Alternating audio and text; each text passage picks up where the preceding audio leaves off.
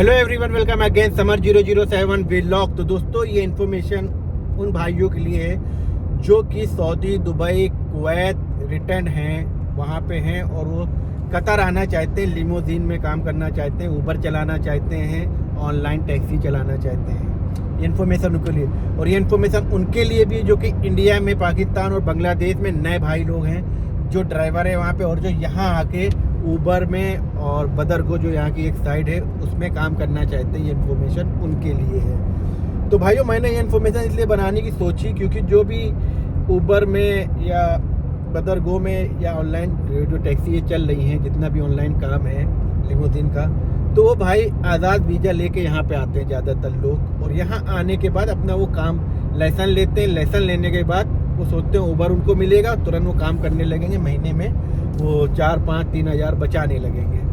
ये बात सही है। बहुत से लोग जो यहाँ पे पुराने हैं, जिनके पास ऊबर है, तो वो माशाल्लाह मेहनत करते हैं और उनकी खुद की गाड़ी है, तो 3 से 4 हज़ार के बीच में वो बचा लेते हैं, और जो रेंट पे चलाते हैं वो भी 2 से 2.5 हज़ार के बीच में बचा लेते हैं रियाल खा पी के। तो आज का मौजू ये है भाई, जो भी नया आदमी आता है वो कतर का, उसका अगर इंडिया से आ रहा है तो उसका कम से कम खर्चा, अगर वो ऑनलाइन टैक्सी का काम करने वाला ऊबर, बदरगो जो ऑनलाइन है यहाँ पे, और लिमोजीन, तो उसका कम से कम खर्चा आता है 5 से 6 हज़ार का, तो वीज़ा लेता है। इसी के आसपास वीज़ा मिलता है, 6 हज़ार के आसपास वीज़ा मिलता है, समझ लीजिए आप। फिर उसको लाइसेंस नया लेने में 4 हज़ार के आस से 5 हज़ार लाइसेंस में लग जाता है उसका, 5 हज़ार, यानी 10 हज़ार के ऊपर ही जाना है उसका खर्चा, जो कि इंडिया का 2 लाख 2.5 लाख हो गया।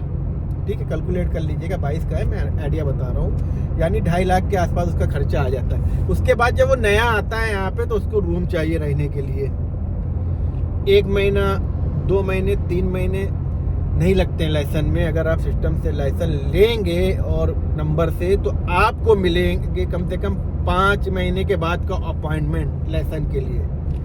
तो आप ये सोचिए, अगर आप जो बंदा इंडिया से खाली ऊबर, टैक्सी और ये चलाने आ रहा है, तो 4-5 महीने उसके लग जाएंगे लाइसेंस में कम से कम। अगर वो पास हो गया तो, नहीं पास हुआ तो बात ही अलग है। ठीक है, तो बस ये इसलिए वीडियो है क्योंकि जो भी लोग आ रहे हैं वो ये सोच के आए कि जब वो यहाँ पे आते हैं 2-3 महीने उनको बैठना पड़ सकता है। अगर आपका कोई रिश्तेदार है जिसके पास रूम है, आपका कोई भाई है या कोई भी फैमिली का है, आप उससे बात करके आ सकते हो, वीजे का इंतजाम करा दे और आपको बता दे आप आ जाओ, हम यहाँ पे हैं। तो अगर आप वहाँ पे आओगे तो आपका रहना उसके पास हो जाएगा, खाना भी उसी के पास हो जाएगा, तो इतनी टेंशन नहीं है। फिर आपको ये सोचिए कि 5-6 महीने आपको लग जाएंगे लाइसेंस में, अगर बिल्कुल नए हैं। और अगर आप नए आ रहे हो कतर में, कि हम वहाँ पे जाएंगे और अपना लाइसेंस निकालेंगे, उसके बाद हम काम करने लगेंगे, तो जब आप नए आएंगे भाई, सबसे पहले आपको रहने का इंतज़ाम करना पड़ेगा।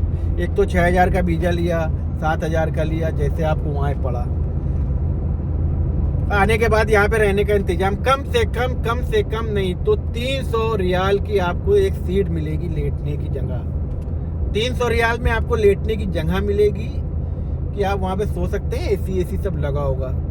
उसके बाद सीट आपकी वैल्यू के हिसाब से, आपको किस वैल्यू की चाहिए, 300 की नॉर्मल सबसे नीचे वाली, उसके बाद 400, 500, क्योंकि कुछ लोग ऐसे हैं कि एक रूम लिए हुए हैं, बढ़िया साफ सफाई से रहते हैं, तो वो लोग 3, 4, 5 लोग रहते हैं। अगर 2000 रुपये रूम है, उसका डिवाइड कर देते भैया, 500 आएगा सबका, इंटरनेट भी लगा 550 आएगा। और जो सबसे कम वाला है, यानी कम से कम हमने बताया कि रहने की जगह नॉर्मली आप ऐसी जगह पे 300 का आपको कम से कम वो पड़ेगी, और 600-700 तक सीट जाती है रहने की जगह आपकी। ठीक है, लेकिन हमने कम से कम 300 बताया। 300 ये मान लीजिए महीने का आएगा, और उसके बाद आपका 300 से 500 तक खाने का खर्चा आएगा। अगर वहाँ मेज है, सब लोग बनाते हैं मिलके, तो 200 से 300 तक तो वहाँ लगेगा। फिर उसके बाद आपका जो खर्चा है वो आने जाने में भी तो आप खर्चा करोगे। कहीं जाओगे ऊबर, टैक्सी, बस से बाहर निकलोगे तो 1-2 रियाल का कुछ खाओ पियोगे कभी, कि हर टाइम वही खाओगे, हर टाइम तो खा नहीं सकता इंसान। तो कुल मिला के आपका 800 महीने का, 1000 का खर्चा आ जाता है नए आदमी का। ठीक है, तो फिर उसके बाद वो लाइसेंस निकालेगा, 5-6 महीने उसको लग जाएंगे नए आदमी को। उसके बाद उसको यहाँ पे ऊबर अभी बंद है। जो मेन बात है, अभी ऊबर नहीं मिलती है जल्दी। ऊबर मिलने के लिए अभी इन्होंने बंद करके रखा है, ये बीच बीच में खोलते हैं कि फिर बंदे लेते हैं, फिर बंद कर देते हैं। क्योंकि बहुत ज़्यादा ओवर टैक्सी हो गई यहाँ पे। तो उसमें क्या है भाई आपका कि उबर लेने के लिए आपको 3 से 4 महीने लगेंगे। लेकिन यहाँ पे अभी कतर में एक लोकल बदर गो चालू हुआ है, बदर गो, जो कि कतर का है, शायद यही नाम है उसका, और कुछ मुझे भी क्लियर पता नहीं है, लेकिन बदर गो ही है वो, ठीक है। बदर गो चालू किया है, लेकिन उबर की जो मार्केट है वो बहुत बड़ी है और बदर गो अभी नया आया है। तो आप लोग नए आदमी लोग आगे बदर गो में चला सकते हैं, जिनके पास उबर नहीं है उनका काम 150 से 200 तक वो कर लेंगे, ठीक है। तो 5-6 महीने समझ लो जब तक उबर नहीं मिला, और उम्मीद है कि मिलेगा कि नहीं मिलेगा, क्योंकि जो पहले से अपॉइंटमेंट लेके रखे उनको मिलेगा। और दूसरी बात, कार की प्रॉब्लम है।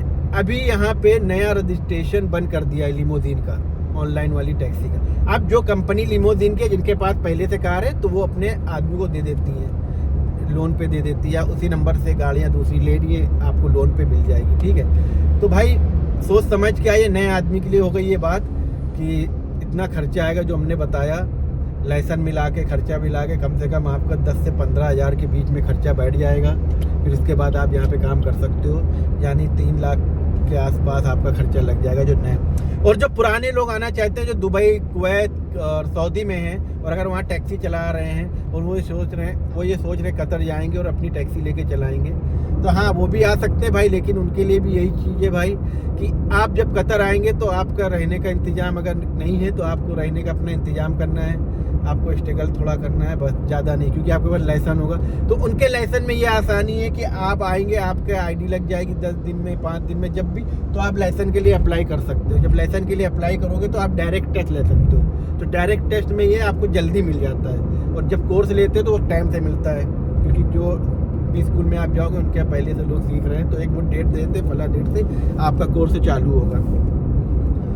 तो भाइयों, जो नए लोग आते हैं उनके लाइसेंस में हमें लग रहा है शायद 300 रियाल के आसपास खर्चा आता है उनके लाइसेंस में, खाली टेस्ट का, रोड टेस्ट और लाइसेंस का बस, और कंप्यूटर टेस्ट का जो पड़ता होगा 300 से 500 के बीच में। भाई मुझे पक्का पता नहीं है, लेकिन मैं आइडिया बता रहा हूँ कि शायद ऊपर पहले 300 था, हो सकता है ऊपर नीचे हुआ हो, तो आप लोग देख लीजिएगा।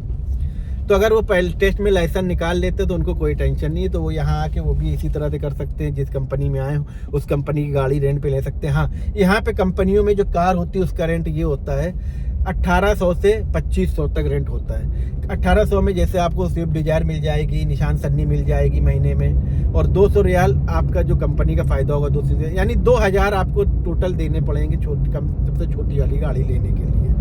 तो 2000 महीने पे गाड़ी हो गई, रेंट पे आप ले सकते हैं। लिमोजिन की कंपनी जो आपको बुला रही होगी, जिससे आप वीज़ा लेकर, उनके पास गाड़ियाँ रहती हैं ज़्यादातर, नहीं तो आप थोड़ी दिन रुकिए, कोई अगर गाड़ी छोड़ता है तो मिल जाएगी। नहीं तो अगर नई गाड़ी आपको लेनी है तो उनके पास अगर नंबर है कार के और पहली की कार है, तो आपका नई कार वो दिलवा देते हैं। वो 10,000 15,000 जो भी डाउन पेमेंट लेंगे, उसके बाद वो आपकी किस्त बांध देंगे, काम खत्म है। इसमें भी रहना खाना सब आपका, इसमें भी 1000 पूरा खर्चा 1000 का आ जाता है एक ड्राइवर का, जो भी यहाँ पे रहता है खा पी के।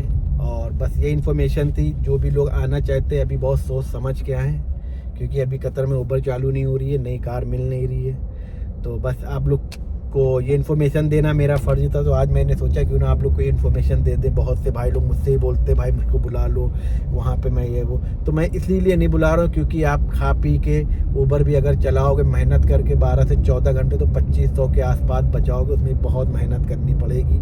और उसके बाद अगर आपको कार मिल गई और उबर मिल गया, और बदर गो में तो वही है 150 से 200 तक, तो उसमें 1000-1500 बच रहा होगा हमें लग रहा है महीने में। बाकी धीरे धीरे अब बदर गो का काम भी बढ़ रहा है, क्योंकि लोकल कंपनी है। और बाकी यहाँ पे एक साइड जो चलाते हैं बहुत से लोग हैं, वो टैक्सी है, वो अनलीगल है, उसको मत चलाइए, उसके लिए आपको प्रॉब्लम हो सकती है। और जो भाई भी कतर में रहते हैं, उबर चलाते हैं और ये ऑनलाइन बदर गो चला रहे हैं, टैक्सी, कुछ भी काम कर रहे हैं, कतर को साफ़ सुथरा रखिए। कतर बहुत ही अच्छी कंट्री है, यहाँ पे सबके हुकूक का यहाँ की जो गवर्नमेंट है वो बराबर से देखती है। तो हम लोग का भी ये फ़र्ज़ है, हम लोग यहाँ काम करते हैं तो हम लोग भी यहाँ पे साफ़ सफाई रखें और कतर को अच्छा रखें। और कतर जैसे दिन ब दिन ग्रोथ हो रही है कतर की, और इसमें भी अपना योगदान अगर हम लोग नहीं दे सकते हैं तो कम से कम साफ़ सफाई रख के अपना योगदान दें और अपने देश का नाम अच्छा करें। तो आप लोग को ये वीडियो कैसी लगी कमेंट में ज़रूर बताएं। इन्फॉर्मेशन अच्छी लगी तो वीडियो को लाइक करिए, वीडियो को शेयर करिए। जितने भी अभी तक मेरे चैनल को सब्सक्राइब नहीं किया वो सब्सक्राइब करिए। तो मिलते हैं नेक्स्ट वीडियो में, जब तक के लिए अपने बहुत सारा ख्याल रखिए। और एक बात, किस टॉपिक पर आप हमसे बात करना चाहते हैं, हम आपके लिए वीडियो बनाएंगे। हम कमेंट पे इतना और मैसेज पे इतना जवाब नहीं दे पाते हैं क्योंकि टाइम नहीं रहता है, और इसमें क्या होता है जो भी बात करते हैं तो ये सब तक पहुंच जाती है, जितने भी मेरे सब्सक्राइबर हैं जिनको भी जानने वाले हैं। तो चलिए मिलते हैं नेक्स्ट वीडियो में, अपना बहुत सारा ख्याल रखिए।